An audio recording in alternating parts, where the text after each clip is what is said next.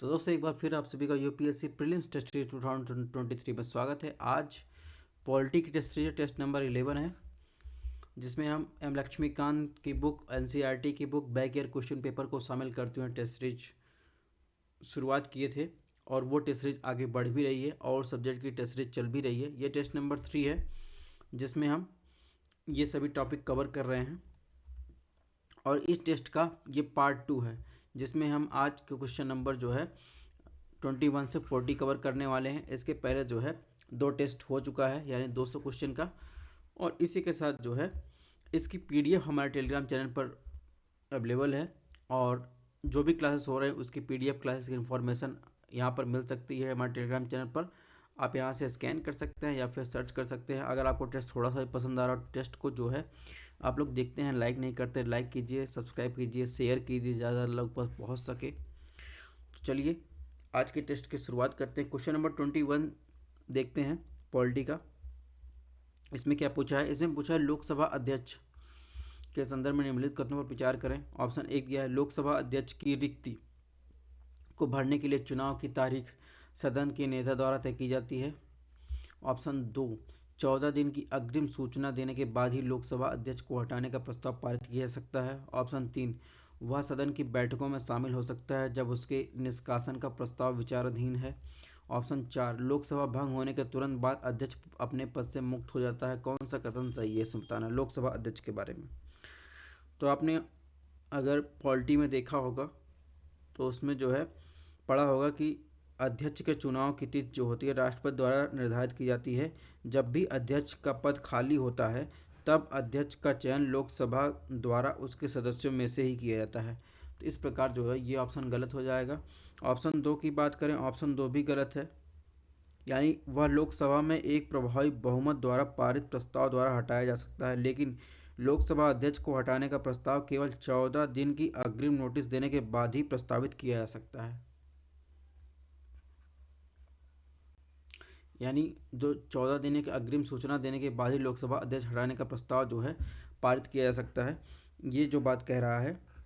तो लोकसभा अध्यक्ष को हटाने का प्रस्ताव जो है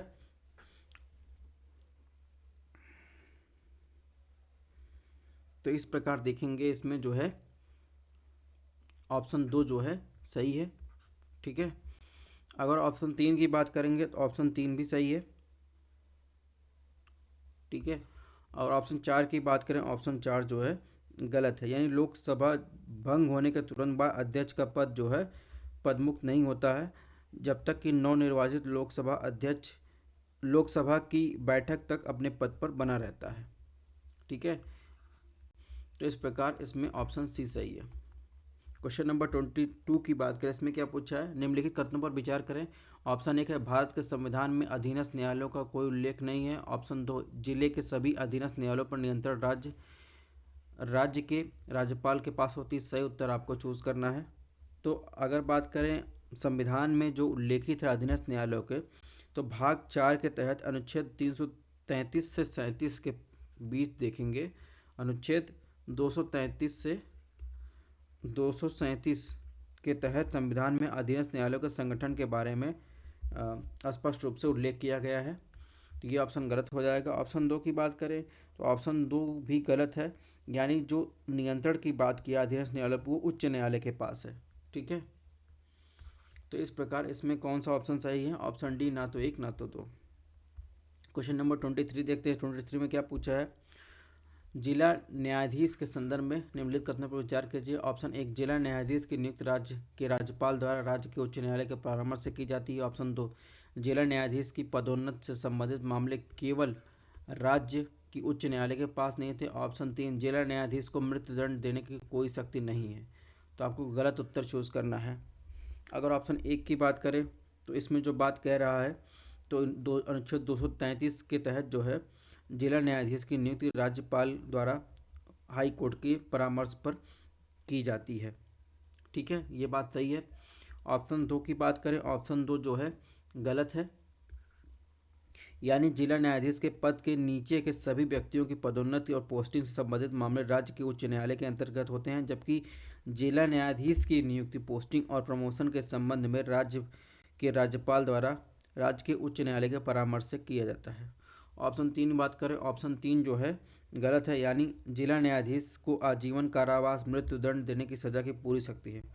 हालांकि जिला न्यायाधीश द्वारा दी गई मौत की सज़ा के लिए उच्च न्यायालय द्वारा इसकी पुष्टि की आवश्यकता होती है, चाहे वह अपील हो या ना हो, तभी वह मृत्युदंड दे सकता है। तो कुल मिलाकर इसमें जो है इसमें ऑप्शन 1 सही है और इसमें गलत पूछा है ना, तो गलत पूछा है 2 और 3 गलत है ना, 2 और 3 गलत, यानी ऑप्शन बी सही।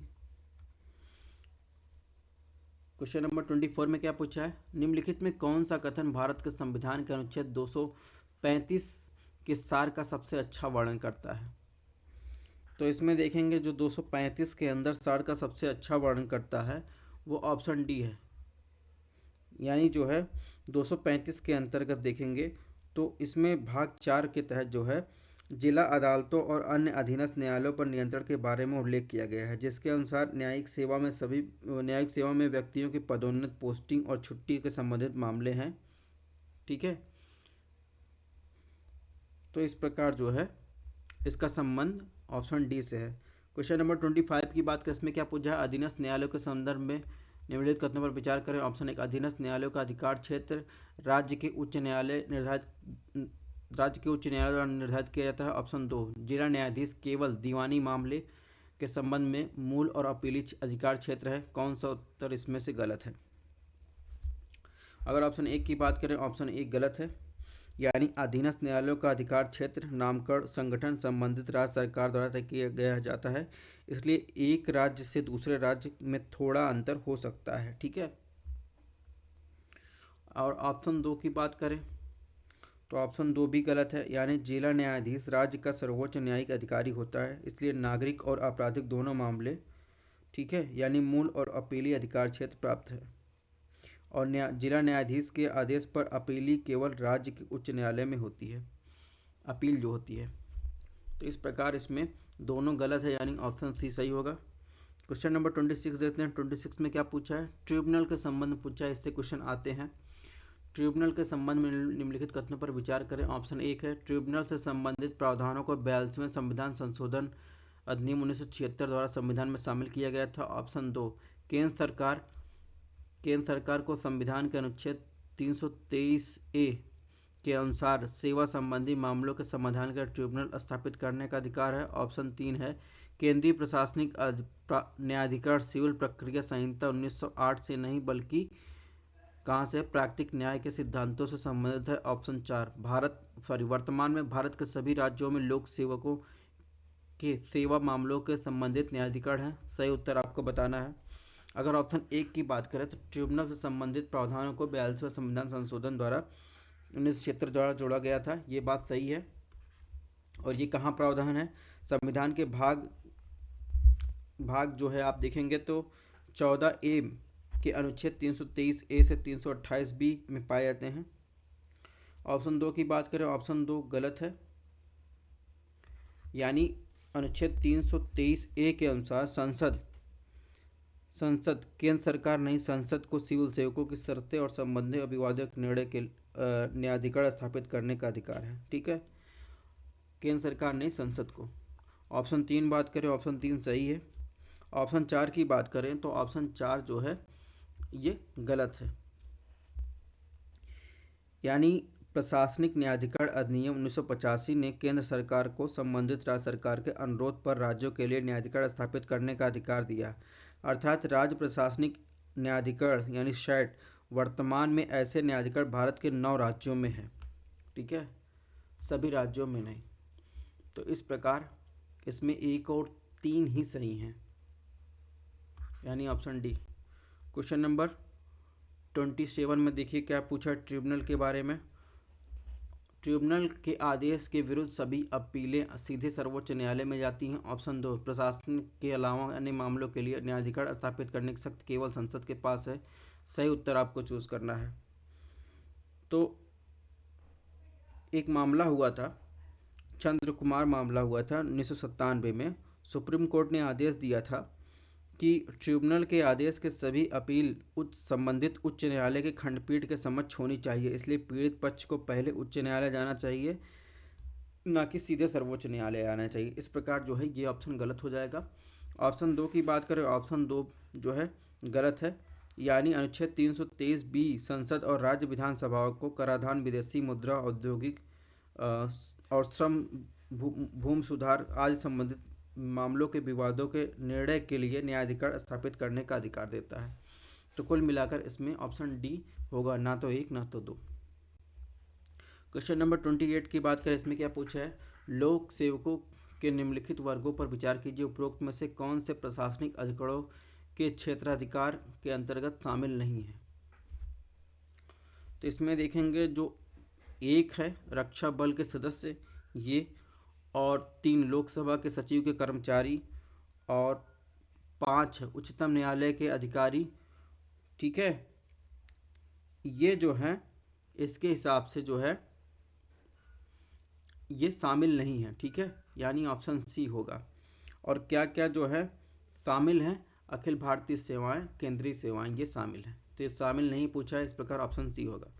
क्वेश्चन नंबर 29 की बात करें, इसमें क्या है, इसमें निम्नलिखित कथनों पर विचार करें। ऑप्शन 1, राज्यपाल को झारखंड, बिहार, छत्तीसगढ़, मध्य प्रदेश जनजातीय मामलों के प्रभारी मंत्री को नियुक्त करना चाहिए। ऑप्शन 2, मंत्रियों द्वारा राज्यपाल को दी गई सलाह से संबंधित पूछताछ कानून की अदालत में नहीं की जा सकती। ऑप्शन 3, किसी भी मंत्री को मंत्रिपरिषद हटाने के लिए राज्यपाल को संवैधानिक कार्य स्वतंत्रता का अधिकार प्राप्त है।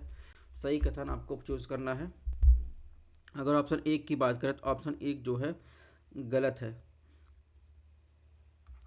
यानी जो मुख्यमंत्री अन्य मंत्रियों को राज्यपाल द्वारा नियुक्त किया जाता है और उनके प्रसाद पर्यंत पर खड़े रहते हैं या धारण किए रहते हैं।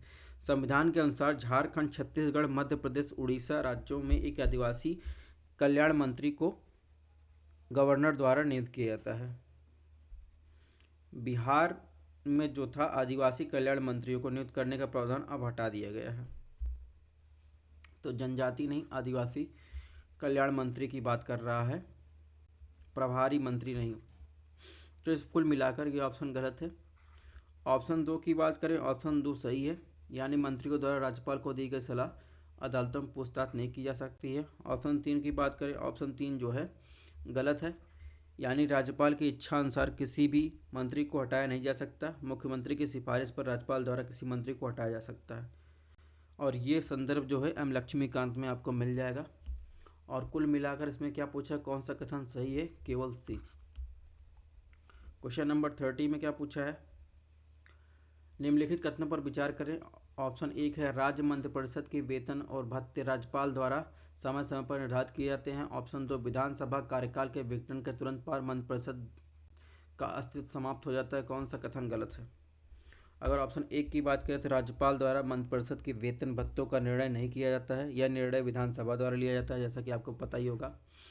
ऐसे ही लोकसभा में होता है। ऑप्शन 2 की बात करें, ऑप्शन 2 भी गलत है, यानी सदन को भंग करने से मंत्रिपरिषद के कार्यकाल को तत्काल हटाया नहीं जा सकता। मंत्रिपरिषद एक कार्यवाहक सरकार के रूप में कार्य करना जारी रहे जब तक कि नई मंत्रिपरिषद का शपथ नहीं हो जाता। तो इस प्रकार इसमें जो है 1 और 2 दोनों गलत है, यानी गलत पूछा है। क्वेश्चन नंबर 31 की बात करें, इसमें क्या पूछा है, निम्नलिखित कथनों पर विचार करें। ऑप्शन 1, विधानसभा के संगठन के संबंध में देश भर में एकरूपता पाई जाती है। ऑप्शन 2, विधान परिषद के अध्यक्ष को राज्यपाल द्वारा नामित किया जाता है। ऑप्शन 3, यदि किसी व्यक्ति को विधानमंडल के दोनों सदस्यों के लिए चुना जाता है तो संसदीय कानून के अनुसार किसी एक सदन की सीट खाली हो जाती है। तो आप बताना इसमें कौन सा कथन गलत है। तो ऑप्शन 1 की बात करें तो विधानसभा के संगठन की बात करें तो पूरे देश में एकरूपता नहीं है। उदाहरण के लिए कुछ राज्यों में द्विसदनीय विधानमंडल है जबकि अन्य के पास एक ही सदन है। इस प्रकार ये ऑप्शन गलत हो जाएगा। ऑप्शन 2 की बात करें तो ऑप्शन 2 भी गलत है, यानी विधान परिषद के अध्यक्ष को राज्यपाल द्वारा नहीं, अध्यक्ष अपने ही सदस्यों में से सदन द्वारा चुना जाता है। ठीक है। ऑप्शन 3 की बात करें, ऑप्शन 3 भी गलत है, यानी अगर विधानमंडल के दोनों सदनों के लिए चुना जाता है तो विधानसभा के कानून के अनुसार किसी भी एक सदन की सीट खाली करनी पड़ती है, ना कि संसदीय कानून के अनुसार। तो इस प्रकार जो है ऑप्शन डी इसमें होगा सही। क्वेश्चन नंबर 32 की बात करें, 32 में क्या पूछा है, विधान परिषद के बारे में पूछा है। विधान परिषद का विचार करना है, उसके बारे में कौन सा कथन सही है। ऑप्शन एक पूछा है, विधान परिषद की असल संख्या संसद द्वारा तय की जाती है। ऑप्शन दो, विधान परिषद की अधिकतम संख्या विधानसभा की कुल संख्या के 1/3 पर निर्धारित की गई है। ऑप्शन तीन, विधान परिषद में राज्यपाल के नामांकन को कानून की अदालत में चुनौती दी जा सकती है। तो आपको बताना है कि लेजिस्लेटिव काउंसिल के बारे में जो है स्टेट की, इन तीनों में से कौन सा ऑप्शन सही है। अगर बात करें ऑप्शन एक की, तो ऑप्शन एक सही है। संविधान के अनुसार संसद के पास विधान परिषद की संरचना प्रदान करने का अंतिम शक्ति है, ये बात तो सही है। अगर ऑप्शन दो की बात करें तो ऑप्शन दो भी सही है, यानी विधान परिषद की अधिकतम संख्या विधानसभा की 1/3 निर्धारित की गई है। ऑप्शन तीन की बात करें, यानी अगर बात करें तो 1/3 तो विधान परिषद के सदस्य कुल संख्या 40 से कम नहीं होगी, ये भी बात ध्यान रखना है। अगर बात करें ऑप्शन तीन की, तो ऑप्शन तीन जो है गलत है, यानी 1/6 जो भाग को राज्यपाल द्वारा नामित किया जाता है उन व्यक्तियों में जो साहित्य, विज्ञान, कला या सहकारी आंदोलन, सामाजिक सेवा जैसे क्षेत्रों के व्यवहारिक अनुभव रखते हैं। और परिषद में राज्यपाल के नामांकन को कानून की अदालत में चुनौती नहीं दी जा सकती, ये भी ध्यान रखना है। इसमें आपको सही पूछा है, इसमें एक और दो सही है, यानी इसमें जो है कौन सही है, इसमें ऑप्शन ए सही है। क्वेश्चन नंबर 33 में क्या पूछा है, इसमें पूछा है जो रिप्रेजेंटेशन ऑफ पीपुल्स एक्ट है 1951 के तहत अयोग्यता का निर्णय राज्यपाल द्वारा चुनाव आयोग की सलाह के अनुसार किया जाता है। ऑप्शन दो, दल बदल विरोधी कानून के तहत अयोग्यता का निर्णय अध्यक्ष द्वारा चुनाव आयोग की सलाह के अनुसार किया जाता है, कौन सा कथन सही है। तो इस पर बड़े विवाद रहते हैं, ये हमेशा हर साल चर्चा में रहता है जब भी चुनाव होते हैं, वैसे भी चर्चे में रहते हैं क्योंकि सरकारें पलट रही हैं। अगर ऑप्शन एक की बात करें तो विधानसभा किसी सदस्य को लोकसभा प्रतिनिधि अधिनियम 1951 के तहत अयोग्य ठहराया जा सकता है, इस पर निर्णय राज्यपाल द्वारा चुनाव आयोग की सलाह पर के अनुसार किया जाता है, ये बात तो सही है। ऑप्शन दो की बात करें तो दल बदल विरोधी कानून यानी एंटी डिफेक्शन लॉ के तहत अयोग्यता का निर्णय अध्यक्ष द्वारा किया जाता है, हालांकि अध्यक्ष इस मामले के अधिकरण के रूप में कार्य करता है और उसे चुनाव आयोग की सिफारिश की आवश्यकता नहीं होती है। ठीक है, तो ये ऑप्शन गलत है। इस प्रकार इसमें क्या सही है, केवल बी। अब बात करें क्वेश्चन नंबर 34 की, इसमें क्या पूछा, अध्यक्ष के बारे में निम्नलिखित कथनों पर विचार कीजिए, कौन सा ऑप्शन गलत है। ऑप्शन एक, सदन भंग होते ही अध्यक्ष अपने पद को त्याग कर देता है। ऑप्शन दो, विधानसभा के अध्यक्ष राज्य के राज्यपाल को त्यागपत्र इस्तीफा देते हैं। ऑप्शन तीन, चूंकि प्रोटेम स्पीकर या अध्यक्ष का कार्यकाल स्वाभाविक तौर पर अस्थायी है इसलिए कार्यालय जो सीमित शक्तियों से संपन्न है।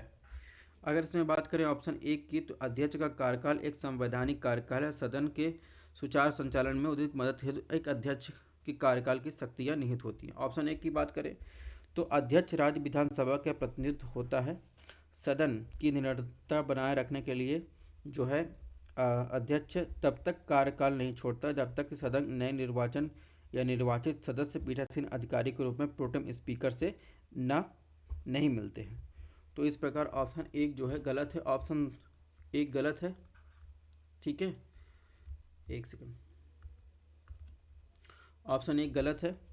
ऑप्शन दो की बात करें, ऑप्शन दो भी गलत है। जो अध्यक्ष होते हैं विधानसभा के उपाध्यक्ष को त्यागपत्र जो है इस्तीफा देते हैं, राज्यपाल को नहीं।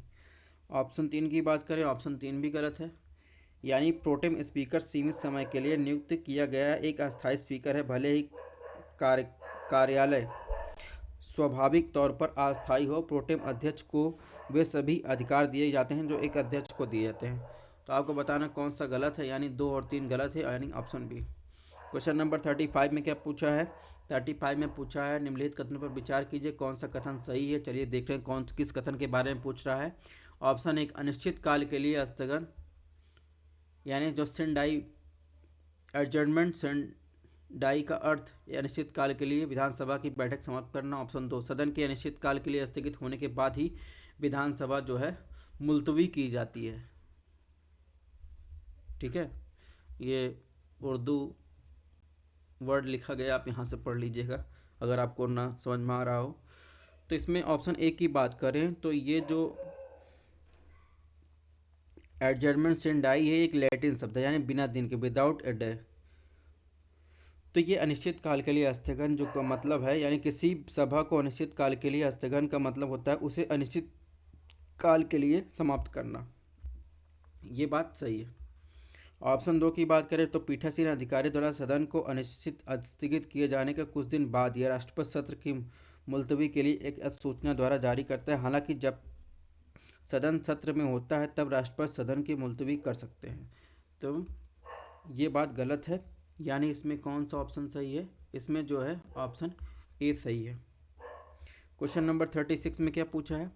संघ और राज्यों के बीच जो विधायी संबंध है, यानी जो लेजिस्लेटिव रिलेशन की बात कर रहा है, उसमें जो है कौन सा कथन सही है इन तीनों में से? ऑप्शन एक है संसद द्वारा बनाए गए कानून पर राज्य का कोई कानून हावी नहीं हो सकता। ऑप्शन 2 संविधान स्पष्ट रूप से राज्य सूची के ऊपर संघ सूची और समर्थित सूची की प्रधानता को सुरक्षित करता है। ऑप्शन 3 राज्य सूची को शामिल सभी मामलों में विधेयकों को संघ की पूर्व मंजूरी के बिना विधानमंडल में पेश किया जा सकता है। तो इसमें बताना है कौन सा इसमें सही है। ऑप्शन एक की बात करें तो ऑप्शन एक गलत है, यानी समवर्तित सूची में शामिल सभी विषयों पर केंद्रीय कानून और राज्य कानून के बीच संघर्ष के मामले में केंद्रीय कानून को राज्य कानून के पर प्रभावी रहता है। लेकिन यहाँ एक अपवाद है, यदि राज्य के कानून को राष्ट्रपति के विचार के लिए आरक्षित किया गया है और उसकी सहमति मिल गई है तो उसे राज्य में राज्य कानून प्रभावी रहता है। लेकिन संसद अभी भी सक्षम होगी कि वह बाद में इसी विषय को कानून बनाकर ऐसे कानून को जो है प्रत्यादिष्ट कर सकती है। तो कुल मिलाकर ये ऑप्शन गलत है। ऑप्शन 2 की बात करें, ऑप्शन 2 जो है सही है। ऑप्शन 3 की बात करें, ऑप्शन 3 गलत है, यानी राज्य सूची के कुछ मामलों में, सभी मामलों में नहीं। उस पर क्या है, विधेयक केवल राष्ट्रपति की पूर्व मंजूरी के साथ ही राज्य विधानमंडल में पेश किए जा सकते हैं। उदाहरण के लिए अगर व्यापार और वाणिज्य की स्वतंत्रता पर प्रतिबंध लगाने वाले विधेयक हों तो इस मामले में। तो इस प्रकार देखेंगे इसमें 2 केवल सी सही है। क्वेश्चन नंबर 37 में क्या पूछा है? भारत के संघीय ढांचे के संदर्भ में निम्नलिखित कथनों पर विचार कीजिए। ए है, कथन है राष्ट्रपति राज्य सरकार की सहमति के बिना भी केंद्र और के कार्यकारी कार्यों में से किसी को उस सरकार को सौंप सकते हैं। कार्ड दिया गया भारतीय संघीय सिस्टम के एक मजबूत केंद्र है। तो इसमें देखेंगे संविधान की कठोरता को कम करने और गतिरोध से इससे बचने के लिए कार्यकारी कार्यों में अंतर सरकारी प्रतिनिधि मंडल का प्रावधान है। तो इसमें जो दावा किया गया है ये गलत है, यानी राष्ट्रपति राज्य सरकार की सहमति से उस सरकार को केंद्र के किसी भी कार्यकाल को सौंप सकते हैं। संविधान में केंद्र के कार्यकारी कार्यों को किसी भी राज्य को सौंपे जाने का प्रावधान भी उस राज्य की सहमति के बिना किया गया है, लेकिन यह ऐसा जो है संसद द्वारा किया जा सकता है, ना कि राष्ट्रपति द्वारा। तो इस प्रकार ये गलत है। और ये जो बात की गई है भारतीय संघीय सिस्टम की मजबूत केंद्र है, तो ये बात सही है, यानी इसमें जो है ए गलत है और सही, ये बात सही होगी ऑप्शन सी। क्वेश्चन नंबर 38 में क्या पूछा है? केंद्र और राज्यों के बीच पारस्परिक विकेंद्रीकरण के संबंधित निम्नलिखित कथनों पर विचार कीजिए। ऑप्शन एक राष्ट्रपति केंद्र सरकार की सहमति से राज्य के कार्यकारी कार्यों में किसी भी कार्य को उस सरकार को सौंप सकते हैं। ऑप्शन 2 किसी राज्य का राज्यपाल राज्य सरकार की सहमति से उस सरकार को केंद्र के किसी भी कार्यकारी कार्य को सौंप सकते हो। उपरोक्त कथन में कौन सा कथन सही है केंद्र और राज्य के बीच जो पारस्परिक विकेंद्रीकरण के संबंधित कथनों में? तो इसमें देखेंगे ऑप्शन एक की बात करें तो ऑप्शन एक गलत है, यानी राष्ट्रपति राज्य सरकार के सहमति से केंद्र के किसी भी कार्यकारी कार्य को उस सरकार को सौंप सकते हैं। ठीक है। ऑप्शन 2 की बात करें ये भी गलत है, यानी इसके विपरीत बात करें तो किसी राज्य के राज्यपाल केंद्र सरकार की सहमति से राज्य के किसी भी कार्यकार को सरकार को सौंप सकता है, यानी इसमें जो है ऑप्शन डी सही होगा, यानी ना तो एक ना तो दो। क्वेश्चन नंबर 39 की बात करें तो इसमें लोकसभा अध्यक्ष को हटाने के संदर्भ में विचार करना है, कौन सा कथन सही है? ऑप्शन एक लोकसभा अध्यक्ष को हटाने का प्रस्ताव पर विचार और चर्चा तभी हो सकती है जब 50 सदस्य इसका समर्थन करें। ऑप्शन 2 उसे प्रभावी बहुमत से लोकसभा द्वारा प्रस्ताव से ही हटाया जा सकता है। ऑप्शन 3, हटाने के संकल्प की कार्यवाही में उसे बोलने का अधिकार नहीं है। तो इसमें बताना है कौन सा कथन सही है। अगर ऑप्शन 1 की बात करें तो लोकसभा अध्यक्ष को हटाने के लिए जारी किए गए प्रस्ताव पर विचार और चर्चा तभी हो सकती है जब उस पर कम से कम 50 सदस्य अपने साइन करके दे या इसका समर्थन करें। ऑप्शन 2 की बात करें तो संविधान के अनुच्छेद 94 के अनुसार एक प्रभावी बहुमत से लोकसभा द्वारा पारित संकल्प द्वारा हटाया जा सकता है। ठीक है। ऑप्शन 3 की बात करें तो ऑप्शन 3 जो है गलत है, यानी उसे हटाने का संकल्प विचाराधीन हो तब भी वह बोल सकता है और सदन की कार्यवाही में भाग ले सकता है और एवं पहली बार में मतदान भी कर सकता है। तो इस प्रकार जो है इसमें 1 और 2 जो है सही, यानी ऑप्शन बी। क्वेश्चन नंबर 40 देखते हैं। 40 में क्या पूछा है, तो लोकसभा के अध्यक्षों का पैनल के संदर्भ में निम्नलिखित कथन पर विचार कीजिए, कौन सा कथन सही है। ऑप्शन 1, नियमों के तहत लोकसभा अध्यक्ष अध्यक्षों के पैनल को नामित करता है जिसमें अधिकतम 10 सदस्य हो सकते हैं। ऑप्शन 2, अध्यक्षों के पैनल के अध्यक्ष लोकसभा अध्यक्ष की अनुपस्थिति में सदन की अध्यक्षता कर सकते हैं। ऑप्शन 3, यदि अध्यक्ष उपाध्यक्ष का पद रिक्त हो तो अध्यक्षों के पैनल का सदस्य सदन का अध्यक्ष नहीं रह सकता। ऑप्शन 4, अध्यक्ष उपाध्यक्ष पद रिक्त होने के दौरान सदन की अध्यक्षता करने वाले सदस्य की नियुक्ति राष्ट्रपति द्वारा की जाती है। तो इसमें बात कर रहा है कि लोकसभा में जो अध्यक्ष और उपाध्यक्ष के अलावा और जो लोग अध्यक्षता करते हैं उनके बारे में पूछ रहा है, क्या क्या प्रावधान है, क्या क्या सही है। ऑप्शन 1 की बात करें तो नियमों के तहत लोकसभा अध्यक्ष अध्यक्षों के पैनल को नामित करता है जिसमें अधिकतम 10 सदस्य हो सकते हैं, ये बात सही है। ठीक है। ऑप्शन 2 की बात करें तो ऑप्शन 2 गलत है, यानी अध्यक्षों के पैनल का कोई प्रमुख नहीं होता, इसमें कोई भी अध्यक्ष उपाध्यक्ष के अनुपस्थित में सदन की अध्यक्षता कर सकता है। ठीक है। ऑप्शन 2 गलत। ऑप्शन 3 की बात करें, ऑप्शन 3 सही है, यानी अध्यक्षों के पैनल का सदस्य यदि अध्यक्ष उपाध्यक्ष का पद रिक्त हो तो सदन की अध्यक्षता नहीं कर सकता, इसलिए अध्यक्षों के पैनल के सदस्य केवल अध्यक्ष उपाध्यक्ष की अनुपस्थिति में ही सदस्य सदन की अध्यक्षता कर सकते हैं, ना कि जब पद खाली हो। ठीक है, ये बात ध्यान रखिएगा। ये ऑप्शन 3 सही। ऑप्शन 4 की बात करें, ऑप्शन 4 भी सही है। तो इस प्रकार जो है इसमें 1, 3, 4 सही है। तो इस प्रकार दोस्तों हमारा जो है 40 क्वेश्चन का टारगेट पूरा हुआ, और जो टेस्ट सीरीज चल रही है आप उसको जाकर जरूर देखिएगा। Thanks for watching. इसकी PDF हमारे टेलीग्राम चैनल पर मिल जाएगी। अपने हेल्थ का ध्यान रखिएगा। अगर आपको टेस्ट पसंद आया हो तो चैनल को लाइक कीजिए, शेयर कीजिए, सब्सक्राइब कीजिए, और टेस्ट आने वाले हैं। मिलते हैं नेक्स्ट टेस्ट में।